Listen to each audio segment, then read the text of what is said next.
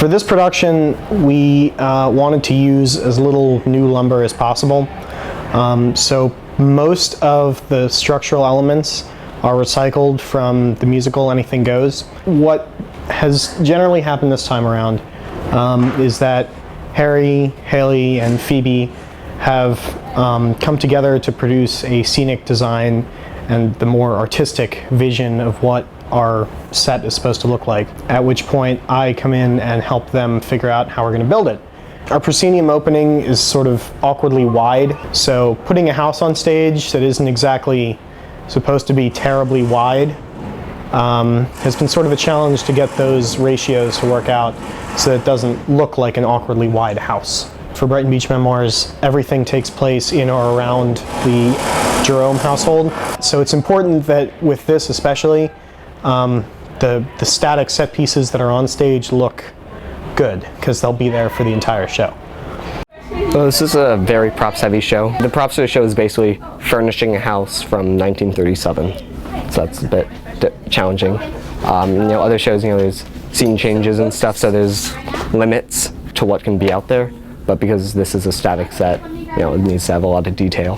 And then once we know what we're looking for, then we go to thrift shops, look for them. We put a list out to the Whitman community, and then internet as well, buy some things online.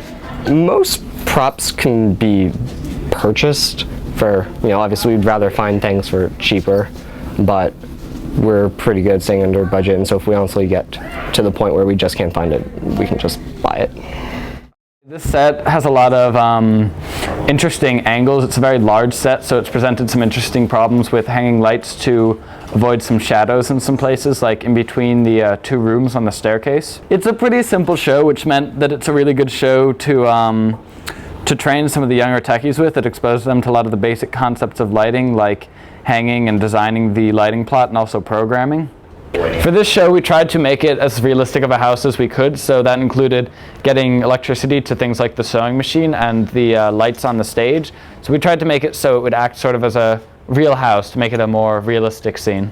The specials have provided an interesting challenge because Eugene has a lot of moments where he just talks to the audience, and we wanted to highlight those moments with lights, so it's involved hanging a lot more lights than we would have had to.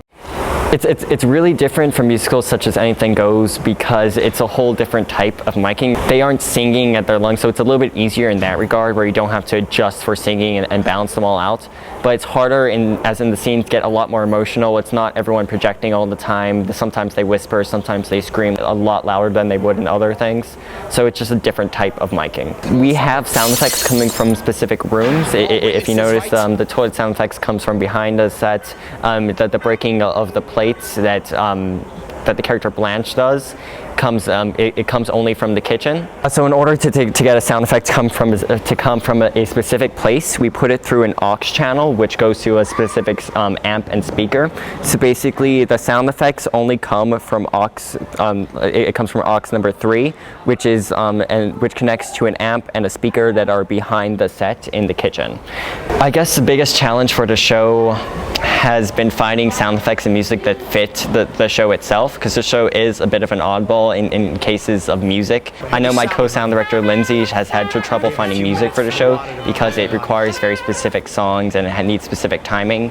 And for sound effects, it's hard to find a sound effect that doesn't sound like a sound effect. It's hard to find something that sounds real for the show because it calls for very specific things, which everyone, it's a household sound effect, and it's kind of hard to find something that sounds real. For Eugene, he loves baseball, so his apparel usually covers very similar to what a baseball outfit would be. So he's got knickers, and he always is wearing his New York Yankees baseball cap. And we want him to be very boyish, very young, so he has a sweater, a pullover sweater vest constantly with a short sleeve collared button up. For Eliza, she plays Kate, and Kate is this very overbearing mother, and so she likes to follow the rules. She stays at home, stay-at-home mom, and always cleaning, so she doesn't wear anything too fancy and has her apron on her constantly and has the day dresses for at home. For Jessie, she plays Lori, and she's the youngest sister. So for her, we got a lot of dresses that go below the knee, and we have socks that go above the knee, so it makes her look really young. And we also put her hair in like pigtails or French braids, 2 French braids, and put a ribbon on there to really emphasize how young she is. Some of the challenges were definitely sight lines and figuring out like where we could put walls and where we like shouldn't have walls, because otherwise it might look too like cut off. But that being said, we also had to make sure that there was a certain amount of dimension to the set and it wasn't just like a flat wall in front of you, because that's not very interesting to look at. We didn't want to have the same color for every room because that would be boring, but at the same time you want it to like have enough consistency that like you can tell like this is the same house. Some of the more important details are things like molding, especially like crown molding and molding around the doors, like really make it feel like a house, I think. Here it's more like Depression era, like poor family, so we kind of need to show that scenically through things like distress work. Anything Goes was spectacular. I'm happy that it was my senior year musical.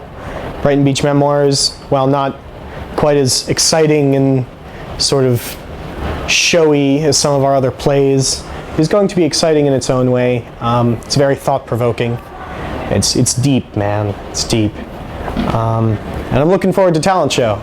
And I'm going to graduate and it's going to be awesome. But I'm going to miss Whitman drama. Bye.